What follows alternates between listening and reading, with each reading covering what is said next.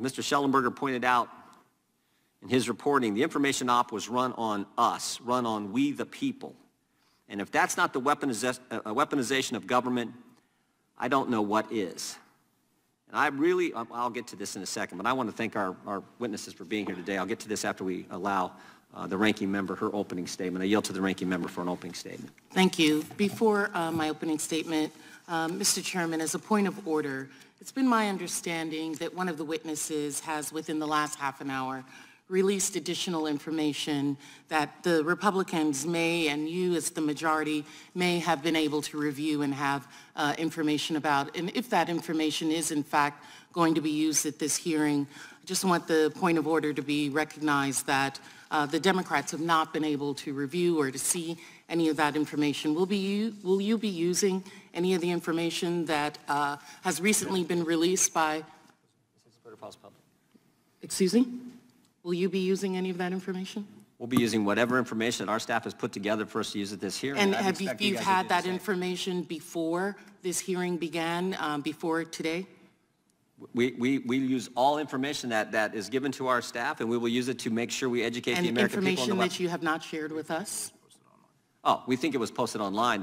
Within just this half an hour, last 20 minutes, but it's not information do that you want was privy to us before. You want us to get you a copy of it? Because we can make a copy I think we for can you. go online and find a copy. We can look on our Twitter accounts and see it, but I just want the point of order that you have not shared any of that with us, and I understand that you may have been looking at this long before today's hearing. We obtained it at the same time frame that was posted online. Before we continue, is one of your colleagues trying to speak to me? Or I think this was a conversation between you and me. I was speaking to the parliamentarian, if you don't mind. Oh, okay. It's the gentlelady's time. Okay. All right. Well, and I recognize you for an opening statement. And I had a point of order, which I was asking you to address. And I answered your question. Okay, great. Now I will begin my opening statements. 3 weeks ago, House Oversight had this hearing with actual Twitter executives who had actual firsthand knowledge about what happened in 2020. And that didn't go so well for the House Republicans because real evidence showed that there wasn't coordination between Twitter and the federal government as they'd like the American people to believe, and that all the so-called Twitter files really showed was a discussion on content moderation, and that we only got a fraction of the discussion. So now we're back again, no surprise. What else have they got to talk about? Not what's interested in the American people are interested, not what taxpayer dollars have brought us here to Washington to do. Mr. Chairman, Americans can see through this. Musk is helping you out politically, and you're going out of your way to promote and protect him and to praise him for his work. This isn't just a matter of what data was given to these so-called journalists before us now. We know this is because at the first hearing, the chairman claimed that big government and big tech colluded to shape and mold the narrative and suppress information and censor Americans. This is a false narrative. We're engaging in false narratives here, and we are going to tell the truth. I yield back. Gentlelady yields back. I would just point out the consent decree was in our report. We offered your staff also the opportunity to review the FTC letters. You have not come over to review those letters. Third, the idea that I believe both of these individuals who are getting ready to testify, I believe they're both Democrats. The idea that two journalists who happen to be Democrats... Did you not give that offer at 8 o'clock last night? I'm talking now. Your time was ended a few Neither of seconds us ago. are in time. I don't think they're here to help us politically. I think they're here to tell us the truth. And oh, by the way, the first FTC letter to Twitter after the first set of Twitter files, the very first question was, who are the journalists you're talking to? And you guys don't care. You don't care.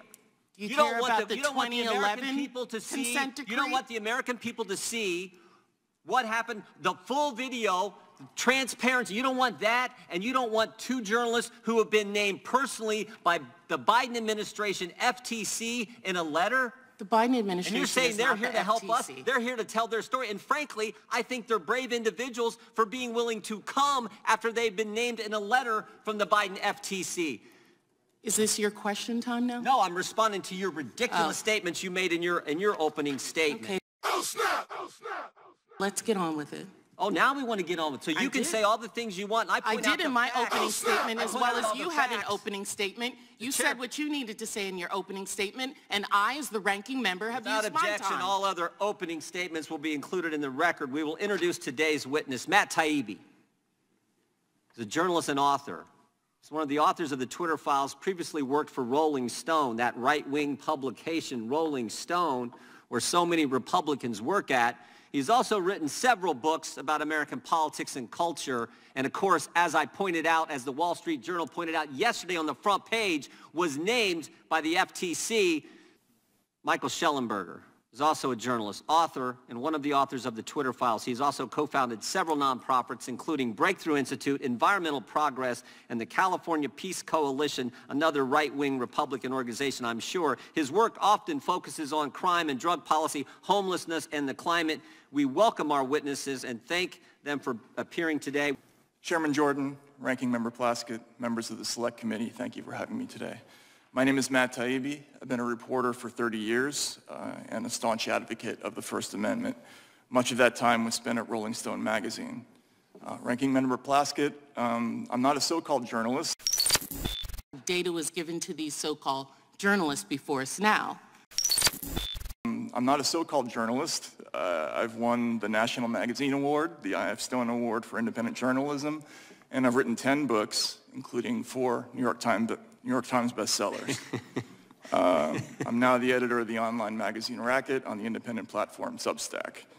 I'm here today because of a series of events that began late last year when I received a note from a source online. It read, "Are you interested in doing a deep dive into what censorship and manipulation was going on at Twitter?" A week later, the first of what became known as the Twitter Files reports came out. To say these attracted intense public interest would be an understatement. My computer looked like a Vegas slot machine as just the first tweet about the blockage of the Hunter Biden laptop story registered 143 million impressions and 30 million engagements. But it wasn't until a week after the first report, after Michael Shellenberger, Barry Weiss, and other researchers joined the search of the files, that we started to grasp the significance of this story. The original promise of the internet was that it might democratize the exchange of information globally. A free internet would overwhelm all attempts to control information flow, its very existence a threat to anti-democratic forms of government everywhere.